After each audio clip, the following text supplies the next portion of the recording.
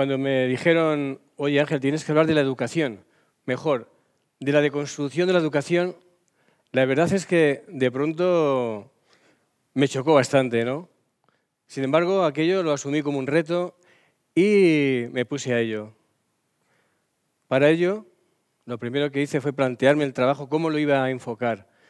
Y precisamente en la palabra de construcción, educación, niño enfermo, vi la posibilidad de transmitir lo que yo venía trabajando, en lo que yo venía trabajando durante estos últimos 25 años de mi vida como profesional. Es decir, la atención educativa al niño enfermo. Y yo me pregunto, y les pregunto a todos ustedes, ¿es necesario enseñar al niño enfermo? Vamos a dejarlo ahí. Mi llegada a este tema, a esta educación, a este tipo de educación, a la atención domiciliaria, hospitalaria, domiciliaria, fue, diríamos, el destino se puso en mi camino. Un día me encontré una compañera, una maestra, y nos pusimos a charlar, cosa de maestros, ¿no? Era junio, y le comenté, oye, me han suprimido en mi centro donde estaba trabajando los últimos 3 años, y me comentó que había una plaza de maestro en el hospital. Así que aquello se quedó en mi mente, fui pensándolo y al final lo pedí como una comisión de servicios, pero con una idea de quedarme solamente 1 año. La verdad es que mi llegada al hospital supuso encontrarme con una situación diferente a la que yo había vivido hasta entonces. Era un ambiente sanitario, yo vivía o había trabajado en un ambiente educativo, con unas personas con las que normalmente no trabajas, médicos, enfermeras. Es decir, de pronto me di cuenta de que, parafraseando a Sócrates, que no sabía nada, solo sé que no sé nada. Y efectivamente no sabía nada ni de aulas hospitalarias, ni de atención del niño enfermo, ni de las teorías educativas que tenía que aplicar. Es decir, el reto era importante. Sí que me di cuenta que los niños que había en el hospital no dejaban de ser alumnos. Es decir, estaban enfermos, algunos tenían enfermedades graves, sin embargo, eran alumnos a los que había que atender y trabajar. Había niños encamados que recibían atención diaria, había niños que podían ir al aula y había otros niños que una vez que superaban su enfermedad, bueno, mejor, una vez que les daban el alta en el hospital, pasaban un tiempo convalecientes en su domicilio, meses, años. Y esos no estaban atendidos. Sí que había una cosa que nos unía a todos. Había una ligazón. Y era que tanto desde el hospital como desde educación, antes de mi llegada allí al aula, se habían puesto de acuerdo y habían creado precisamente un aula hospitalaria en una sala de espera muy sencillita, 4 mesas, 4 sillas, pero ya había un camino recorrido y ese camino había que continuarlo. Por lo tanto, lo primero que hice, o en mi caso, fue plantearme. Cuando se me planteó aquello de la deconstrucción, efectivamente, había que ver si la formación recibida en la facultad era válida para trabajar ahí en el hospital. Si las teorías educativas que te enseñan a lo largo de tus años de estudiante son válidas. Si aquello que tú habías aplicado en los colegios anteriores también eran válidas. Es decir, había que cuestionarse. Por supuesto que era una cosa que yo no me invento el cuestionar. Ya Sócrates ya ha dicho que en el siglo V a.C. ya se lo cuestionaba. Porque a partir del error podíamos llegar a descubrir aquello que de verdad me servía, en este caso a mí, en mi trabajo. Una vez que descubro qué es lo que me sirve, lo pongo en valor y empezamos a construir. Y permítame que haga un inciso. Ya he dicho que los niños en la atención domiciliaria o que estaban en el domicilio no tenían atención escolar.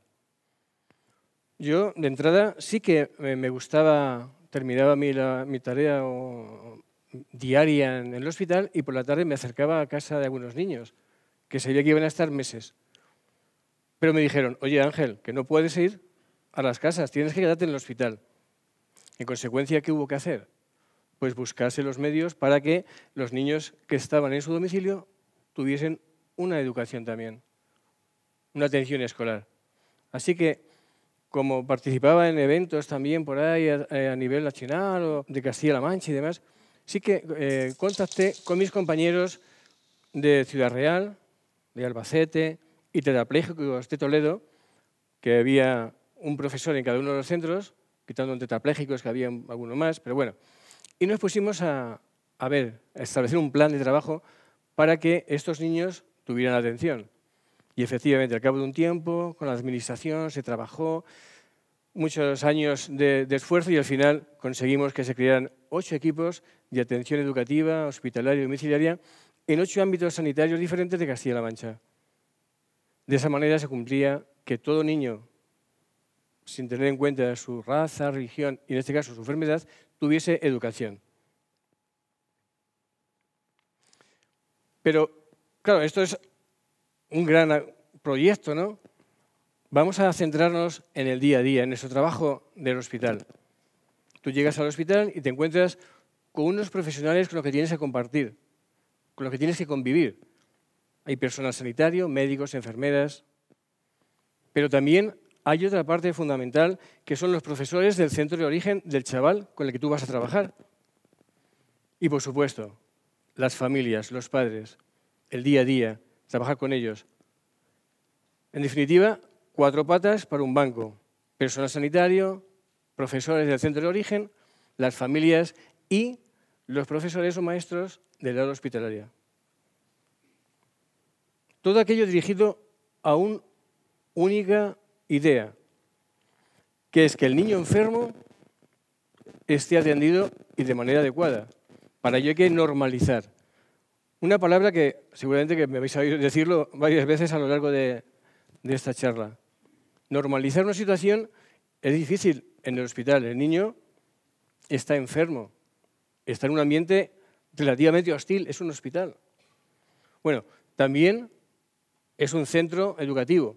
Por lo tanto, hay que darle un plan de centro. Ahí no me voy a extender más, porque al final lo que nos interesa es lo que nos vayan a contar los profesores del centro de origen. Y sobre todo también aprovechar los espacios. Llegas al hospital, sí, tienes tu sala donde das clase, pero el pasillo, las habitaciones, la sala de juegos, forman parte también de ese día a día, que le vamos a ir dando forma y vida. Llega el momento de dar clase, de que vengan los niños al colegio. ¿Qué tienes que hacer? El día a día es lo más complicado. Que un niño que está en su habitación, rodeado de su familia, lleno de comodidad dentro del hospital, recibe todo el cariño del mundo, dile, oye, que tienes que venir al colegio. Tú no vas a ir ahí en ese plan, ¿no? Tienes que empatizar, ganarte su confianza, la de él y la de los padres. Si no te ganas la confianza del padre, difícilmente te vas a ganar la confianza del niño. Una vez que ya te has ganado la confianza del niño, que puede asistir a clase, si el médico así lo considera oportuno, otra parte muy importante es la motivación. En educación motivar ya sabemos que es lo fundamental, pero en un sitio como este es todavía más importante.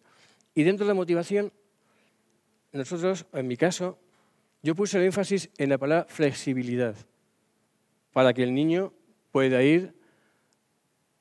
Tú tienes un horario de trabajo con el chaval, pero que puede ir cuando él pueda, cuando el médico se lo pueda consentir, porque claro, a las 10 a lo mejor viene el médico y no puede ir a clase. Ay, que no puede ir a clase, no te preocupes, luego después vienes. También pueden salir de clase cuando a ellos les apetezca, pero siempre en relación con un plan de trabajo que tenga el médico, yo qué sé, a las 11 tienes que salir a tomar el bocadillo porque eres diabético.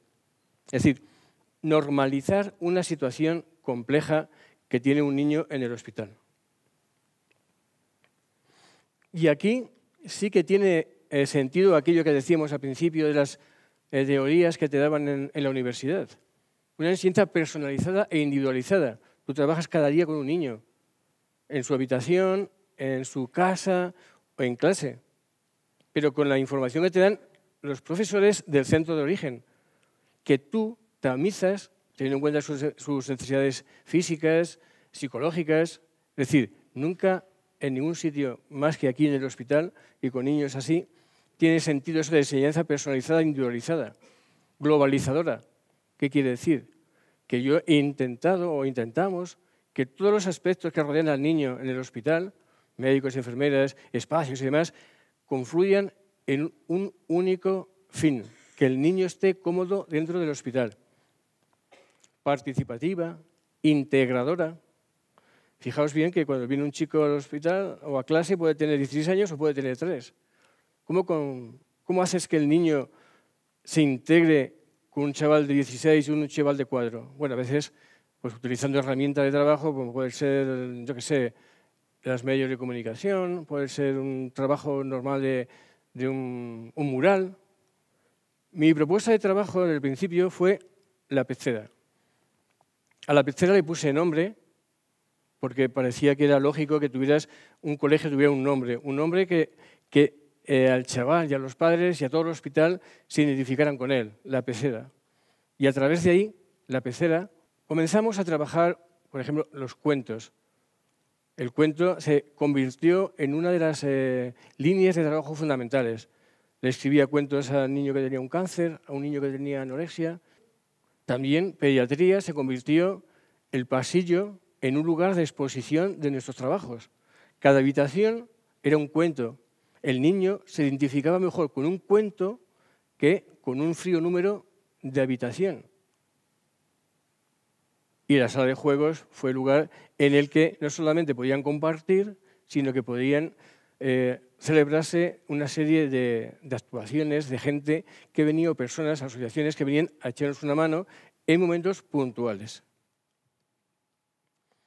En aquel momento, las nuevas tecnologías era algo asombroso. Hace 20 años, comunicarse el niño con sus profesores de los centros de origen era muy difícil de conseguir. De esa manera se rompía el aislamiento, el hospitalismo que tenían los chavales, la soledad. Hoy en día todos tienen su tablet, su teléfono, pero entonces era muy difícil.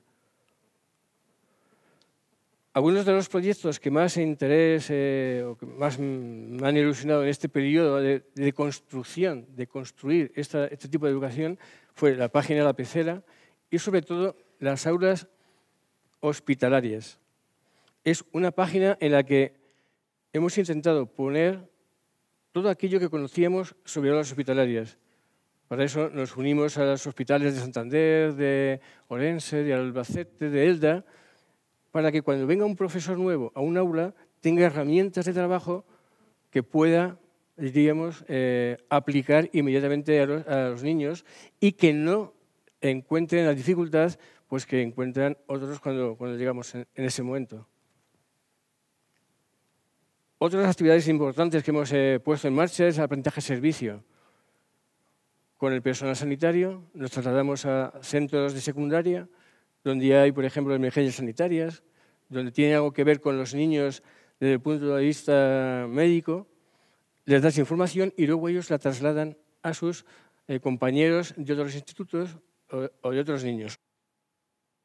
Y en todo este construir que vamos haciendo, hemos tenido muy en cuenta gente como Payasos sin Fronteras, los payasos del hospital, los payapeutas, Abracadabra, cantidad magos como Javier, que en un momento determinado vienen y nos dan un motivo más de motivación para que los niños sigan trabajando con normalidad. Y en este punto quiero agradecer sobre todo a los alumnos de cuarto de medicina que desde hace 20 años van realizando la fiesta de Navidad. Un trabajo que para mí es fundamental porque Navidad, que tenga que estar pasando unos días en el hospital, es muy complejo. Y ahora sí que nos podríamos preguntar y responder otra vez, después de haber escuchado, ¿es necesario enseñar al niño enfermo?